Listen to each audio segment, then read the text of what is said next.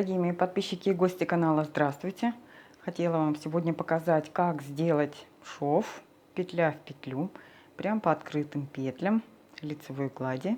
Мне больше нравится делать это со снятыми со спиц петлями, поскольку сразу видно, что, где, с чем нужно сшивать. Значит, вот сейчас у меня у переднего полотна, видите, исходит нить у переднего полотна, вот таким образом. Нам нужно соединить сейчас кромочные петли. Значит, если нить исходит от переднего полотна, значит, перемещаемся к заднему полотну. Я их буду так называть, удобнее мне. Значит, и с изнаночной стороны вот так расположены кромочные. Вот так. С изнаночной стороны мы заходим в кромочную и выводим на лицевую сторону. Но вот эта петля у переднего полотна у нас еще не зафиксирована. Ее мы тоже фиксируем. И тоже с изнаночной стороны на лицевую выводим. Так мы зафиксировали только кромочные петли. И далее мы будем перемещаться зигзагом от одной петли к другой. У нас зафиксирована у кромочной, вот сейчас, да, вот она, кромочная, зафиксирована одна стенка. Мы должны зафиксировать, то есть в каждую петлю мы должны войти 2 раза. Мы фиксируем противоположную стенку и стенку следующей петли, которая ближе к этой петле. То есть вот ищем стенку рядом, таким образом мы их не перекрестим.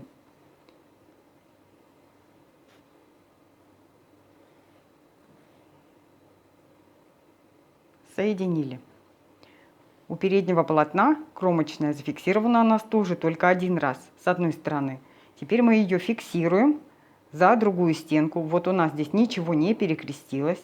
Подхватили за левую стенку и соединяем с правой стенкой петли. Выводим. Главный принцип, чтобы они не перекрестились. Так, здесь у нас подхвачена только одна сторона. Давайте ее расправим, чтобы было видно. Видите, вот петля. Вот она. Сейчас она зафиксирована с одной стороны. Мы должны зафиксировать вторую сторону. Подхватываем ближайшую стенку соседней петли. И запомните, все вот петли сейчас на протяжении всего вот полотна до конца ряда должны будут выглядеть при соединении вот таким образом. Соединяем.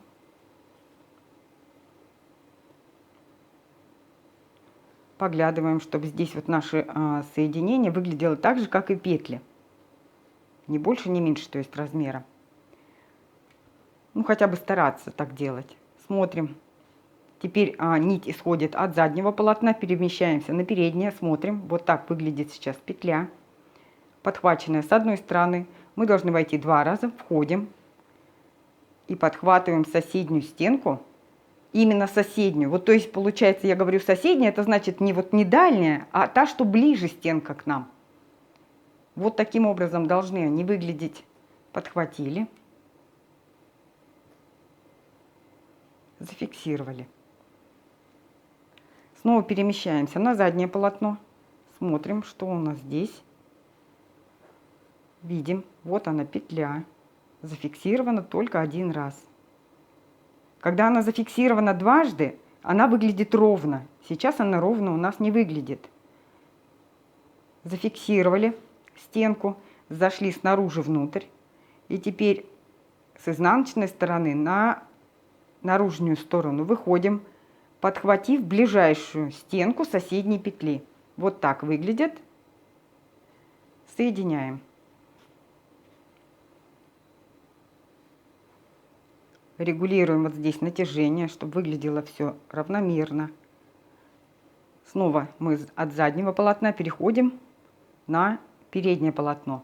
Вот нужно будет расправлять вот так вот. Видите, она подтягивается. Вот и говорю о том, что они выглядят неровно. Подтягиваем. Нужно подхватить со второй стороны, чтобы и она тогда будет выглядеть ровно. Подхватываем стенку соседней петли. Соединяем.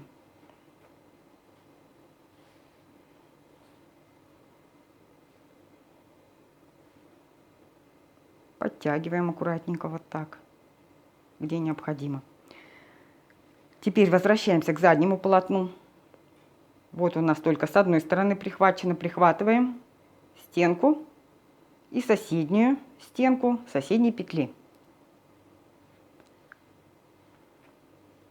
Снова на переднее полотно перешли. Продолжаем точно так же до конца. Возвращаемся к заднему полотну. Вот внимательно рассмотрим. Видите, поправили ее петлю.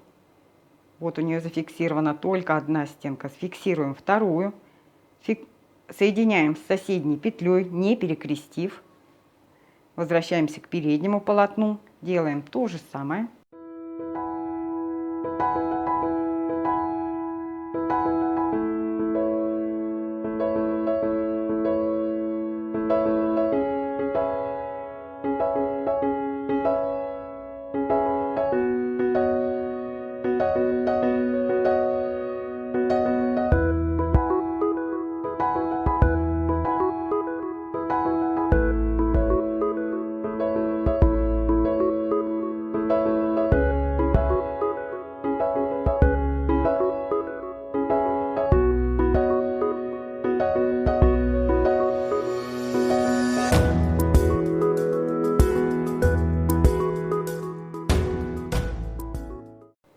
Мы подошли к кромочной. Видите, пока у нас еще соединение двух петель. Соединили. Вернулись к переднему полотну. Вот у нас петля последняя и кромочная. Соединяем. Теперь что мы делаем с кромочными? Кромочные сейчас зафиксированы только с одной стороны. Вот она одна. Вот если бы здесь была соседняя петля, мы бы фиксировали вот таким образом. Снаружи, с наружной стороны, с лицевой, на изнаночную выходили бы. Точно так мы и делаем, но без соседней петли. То же самое и с этой петлей, которая исходит, кромочная петля переднего полотна. Точно так же. Вот мы бы зашли вот таким образом, если бы была соседняя петля, точно так же мы и заходим, только без соседней петли. Мы здесь все соединили. Здесь, в общем-то, все готово. Единственное, что нужно сделать сейчас, я бы зафиксировала вот таким образом. И далее спрятала бы вот в ряд, вот как-то вот таким образом. Либо в ряд изнаночных. Как посчитаете нужным, как вам будет удобней. Вот так это выглядит. Если делать это без спиц мне удобнее делать, это быстрее и понятней. Вот так выглядят кромочные.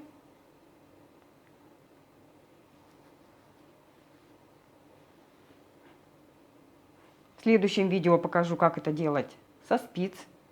Надеюсь, это видео было вам полезным. Ставьте, пожалуйста, лайк, не забывайте. С вами была Марина, канал Вяжем вместе с Мариной. Всего доброго!